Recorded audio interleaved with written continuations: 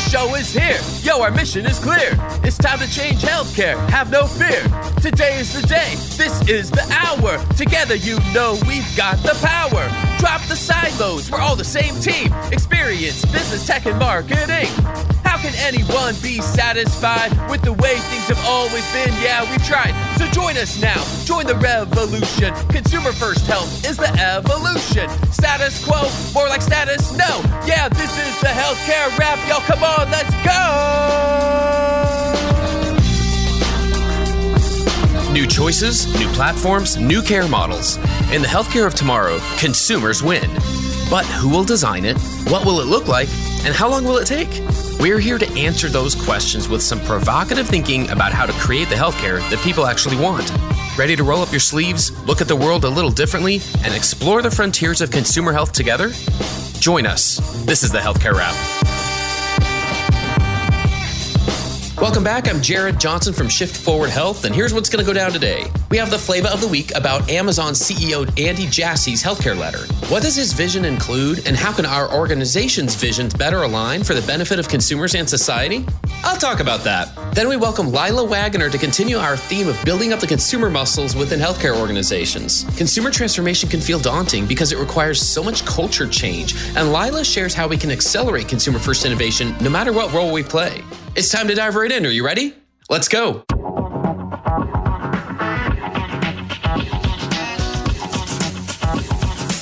Flavor of the week.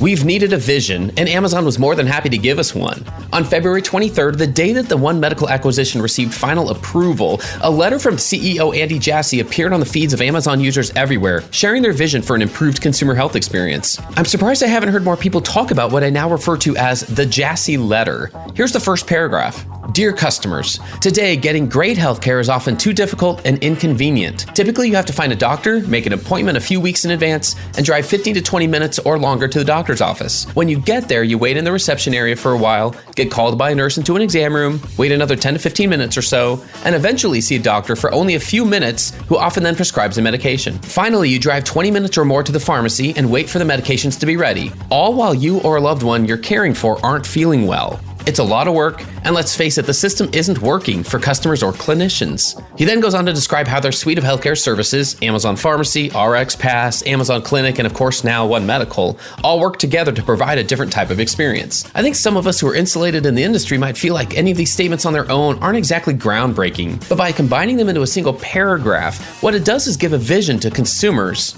customers, everyday people, in other words, for the reasons that Amazon is investing billions into healthcare. Near the end of the letter, Jassy says we're just at the beginning of what's possible. He said customers tell us that there's a need to radically improve the healthcare experience, and we think we can help. Wow, I mean seriously, that is a call to action. This is a galvanizing shout to everyone who can hear their voice. Now, if we can just overcome the organizational inertia of the industry and look at what's necessary to survive and thrive in the future, as opposed to what got us here in the past. We have to remember the bigger definition here. Consumer experience is everything that affects your health choices and behaviors. It isn't just what happens when you're in clinic. It's for that very reason that I focus on things that happen outside of the hospital walls. And that's why the Jassy letter is important, because it creates a very specific vision of where they are focusing their time and dollars. Amazon wasn't sharing that vision 10 years ago.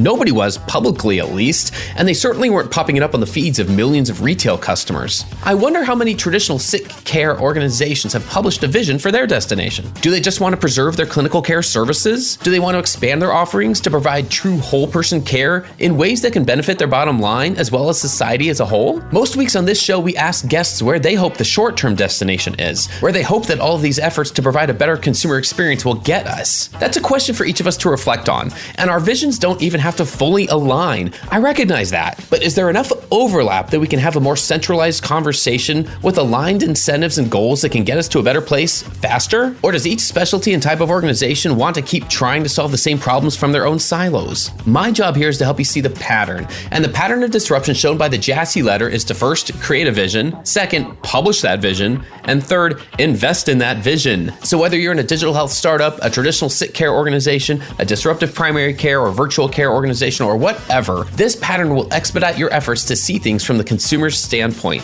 and the benefits to your bottom line as well as to the community.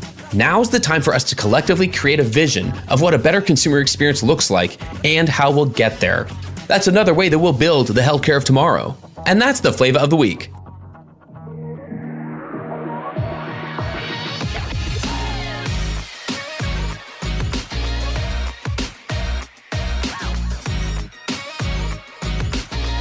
The flow. All right, everyone, let's get into the flow again. Give it up for Laila Waggoner. A lot of you know Laila, and I'm so excited to have her on here. Laila is the Vice President of Strategic Partnerships at Core Creative. Welcome to the Healthcare Wrap, Laila.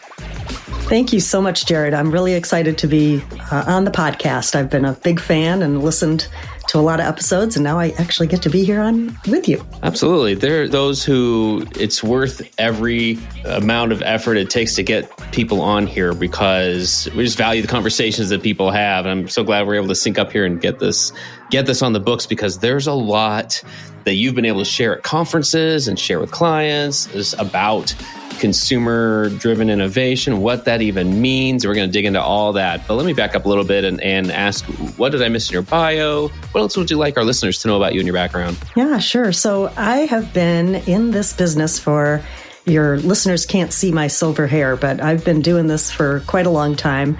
I have about 30 years of agency experience, both on the B2B and the B2C side. Almost all of that involved some sort of healthcare client.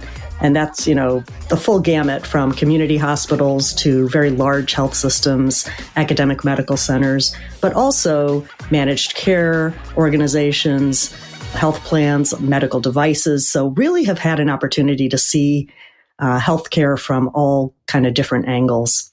And then I've also had a number of different client-side marketing roles, which really has given me an opportunity to know what the folks who we're working with are facing day to day, the full range of challenges that they face in marketing, in strategy, in communications. And so that's been a really nice piece of my experience that I bring to my current role, which at Core, I focus particularly on the healthcare market.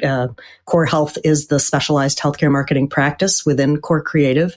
And my role is really to share our expertise and work on finding right fit partners, and whether that's collaborators that we work with for clients, but also finding right fit clients that can benefit from our experience. And I guess beyond that, I have 3 adult kids. I have 2 adorable grandkids, and I have 3 very mischievous grandpuppies. So there's me in a nutshell. Love it. I'm curious if there's a piece of career advice along the way that you've received that sticks with you, just something that you're like, oh yeah, like that was something that was really useful. Anything come to mind? I've received a lot of career advice, not all of it good, but probably what I would consider the best piece of career advice didn't necessarily come as a career conversation. It's probably a quote that many people have heard just in day-to-day life and on the internet. And it's from Viktor Frankl that says, between stimulus and response, there is a space. In that space is our power to choose our response. And in our response lies our growth and our freedom. And that can kind of be summarized by a phrase that my husband liked to use with our kids as we were raising them. And it was pause for poise.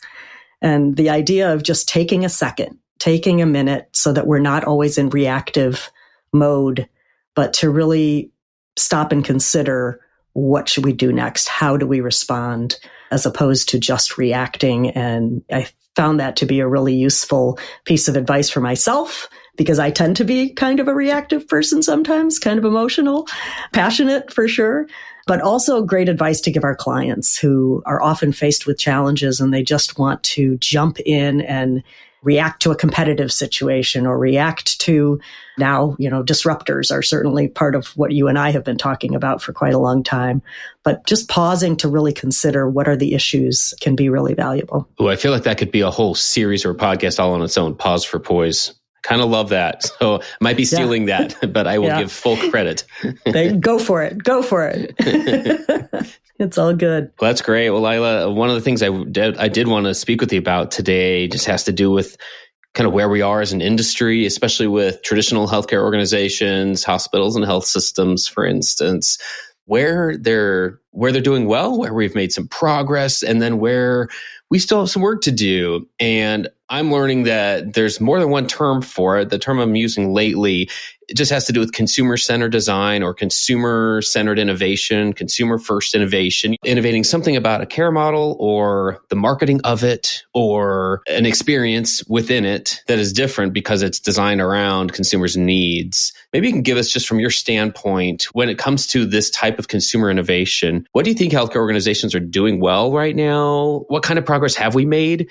And where are we still struggling? This is such an interesting question when we think over the long term, right? A lot of us have been focused, certainly the last 5 years, the last 3 years in particular, have just been so full of change and so full of pressure to really respond to the demands that are coming on healthcare organizations from consumerism. We use that phrase a lot. But if I think about it over the course of my career, health systems are among the slower ones to change and adapt. We all did kind of the same things in different degrees for many, many, many years. And a lot of discussion happens around these topics, but it's been kind of let's kick that can down the road, or let's think about this differently. And as I think about why that is, I think some of it is how health systems were formed, right? There are a lot of independent organizations that came together. Not very many health systems were started as health systems. They were started as individual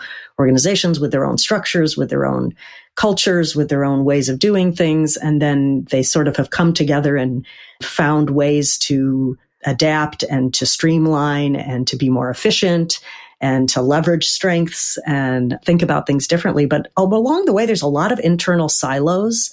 And I think there's a lot of challenges in terms of alignment of goals and how do we measure success. So, when I started in healthcare 30 plus years ago, it was very much a physician-centered mentality. It was all about how do we serve the physician. And certainly health systems have evolved from that, did quite a long evolution from that to patient-centered, right? We heard a lot about patient-centered design, patient-centered thinking. And now we're seeing that move one more step, right, to consumers. I think the past 3 years in particular have shown this very bright light on the need to think beyond just patients and providers to who else needs to be part of the conversation. And so this is complex, right? This is one of the most complex industries on the face of the planet.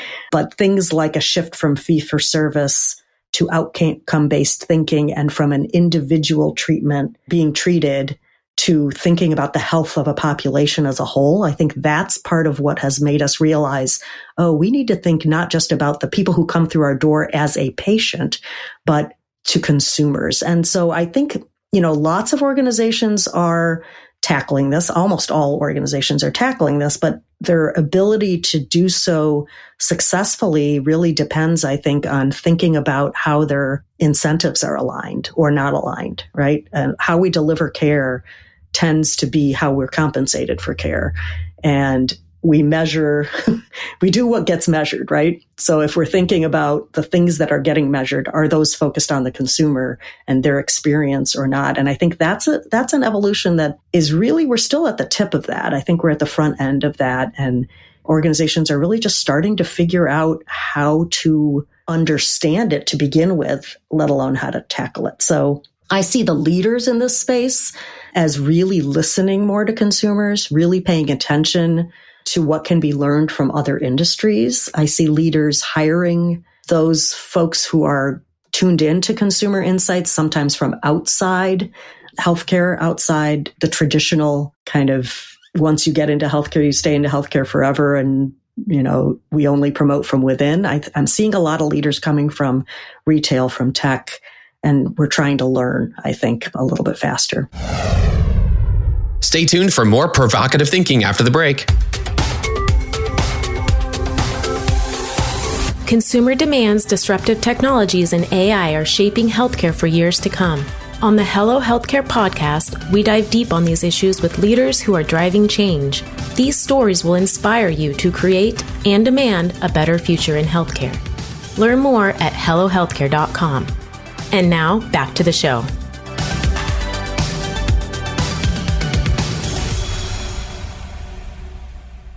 Yeah, I've seen that too. And I feel like it's an exercise of unpeeling layers. I just recently heard a colleague describe this on another podcast where in their consulting work, in the group that he's in, they would be asked to come in and solve a growth problem. And they'd find out that the growth problem actually was a value proposition problem. And then they'd find out the value proposition problem was a business systems or customer experience problem or something related to that. And then they'd keep unpeeling these layers and discover it's actually the fact that your product or service isn't very good and there's not product market fit with it. And so that's going to be part of the process. That's kind of the uncomfortable part of the process. I feel like that so far seems to have to happen in one form or another in healthcare organizations. I think you're 100% right. And I think that your point about really getting at what is the actual problem that is needing to be solved, and not just from our own internal point of view, right? We tend often to think about solving problems from our own point of view, but having that more human-centered design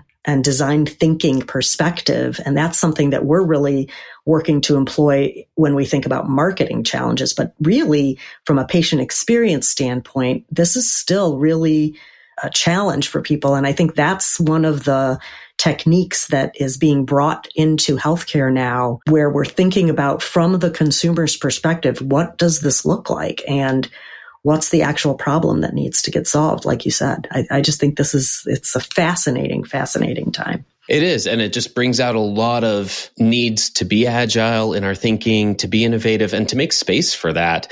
And those things aren't necessarily in the DNA of a lot of healthcare organizations. I think you already kind of shared, some of the history of that and why that's the case. And without trying to change everything, there is this recognition now that if we want to design a better consumer experience, for instance, or create a better product or service, or have an innovative care model that does remove some of the friction from the experience, there are marketing and branding components of every piece of that journey, of that transformation, if you will. And that isn't in our DNA. And I feel like to remedy that, we start off by recognizing like there are some skills and core competencies that we should be building up as we go through that process. What do you think some of those skills and competencies are? Like, what are some of the things that we need to be able to do in order to get better at this? Yeah, I think this goes back to fundamentally thinking differently, right? About how do we solve problems? And this is where, I mentioned we're employing some human-centered design and design thinking models to the work that we do with our clients. That starts with really, like you said, peeling back the onion, trying to understand what's the actual problem. When we ask questions of consumers, so, most marketing ideally starts with discovery, right? We're really listening to consumers. We're listening to patients. We're listening to providers. We're trying to understand from each of their different perspectives the challenges that they face. And we're doing that not just for messaging opportunities, but for fundamental experience opportunities, right? So we now, when we talk with our clients about doing focus groups or doing other kinds of qualitative research, really listening not just for, what do we need to say, but how do we need to live our brand differently? What kinds of experience innovations can we potentially design? Or, we're not in the experience design business, but we're in the listening business. And so thinking holistically, and this is about getting the right people at the table, right? So this isn't just a marketing function. Listening to consumers needs to be an organizational commitment to really understand what is it that they need from us? What are we uniquely positioned to deliver? And using different language in our planning, right? Like, how might we, right? That's a very human-centered design or design thinking type of a model of trying to say, how might we, first of all, frame the problem differently? How can we build consumer muscles in our healthcare organizations and think about solving problems from their point of view? And that really just starts with asking. It's not going to happen inside our four walls. We need to get out there and see what that experience looks like. It is amazing what happens when you get the right stakeholders in the room. in a listening session, either listening to each other or in a workshop setting, where even just understanding little parts of someone else's journey, because, right, otherwise they're just not considered as we design an experience. I mean, I remember when I was client side being asked to solve what people thought were marketing problems, and a lot of them we recognized were either operational problems or they were business model problems. They were billing challenges. There was a lot of friction. They were experience challenges. And I'm like, there's only so much we can market this. And I admit there may have been times where I was like a little too candid about, well, this experience isn't very good. Like, what can we do? Let's do that before we try to get more people into a really bad experience. And let's see the growth opportunity, the growth mindset associated with that. And that to me all comes back to when you mentioned consumer muscles, that is something we have to build up. And you mentioned listening and design thinking and human-centered design, related disciplines. And then you mentioned kind of the culture piece of it too, because I think that's what a lot of it comes down to, or even starts with. And there are some small wins that can happen along the way in some of the sessions and workshops environments that you described. What other things come to mind in terms of building up those muscles and getting some of those quick wins just to get some momentum for these types of efforts? Yeah. And I think it can be a little intimidating. And so if people don't feel like they know how to do it, they maybe shy away from it, when in fact, it could be just getting a different perspective on, data that you might already have, right? And so this is thinking about who's looking at the research, who's analyzing it, bringing different people around the table, whether that's internal teams or external counselors or advisors, partners who can help you think through the challenges that you're facing in a different way and be willing to kind of think differently about the challenges at hand. So one of the things that we always do is start with, like I said, start with research, whether that's existing research and really looking at the data that exists, or doing some new market research, whether that's quantitative studies or focus groups, or lately we've been working with a partner, Dean Browell of Feedback, who does digital ethnography and really listening to kind of the conversations that are out there. So thinking about the work that you're already doing, but analyzing the data from a different point of view. I think that could be a really interesting way of starting down this path of just having a different perspective to the work that is already being done. If we do, annual brand awareness studies, for example, what kind of other questions can be being asked? If you're going out into the field anyway and measuring certain metrics, are we asking the right questions? Are we asking them in a way that allows people to express something other than on a scale of 1 to 5? Are we giving people an opportunity to have a voice about the experience? Looking at patient satisfaction data differently. Often this is one of those silos we talk about. The patient experience, often the ownership for that lives completely separate from marketing. I think that's changing. I think there's much more conversation happening now between organizations, but a lot of times that'll live in nursing, or that'll live in a department called patient experience. And there's Press Ganey data. It's full of hints, right? And of pain points and of perspectives that could be thought through differently. So it doesn't have to be brand new investments necessarily. It can be just different perspectives that are brought to the table. The other piece of this that we haven't really talked about, Jared, but that we see as just really critical, and we're sort of talking about it, but we're not addressing it directly, is that living of the brand. So we have a phrase that we say it, live it. So don't be out there talking about something if you're not prepared as an organization to actually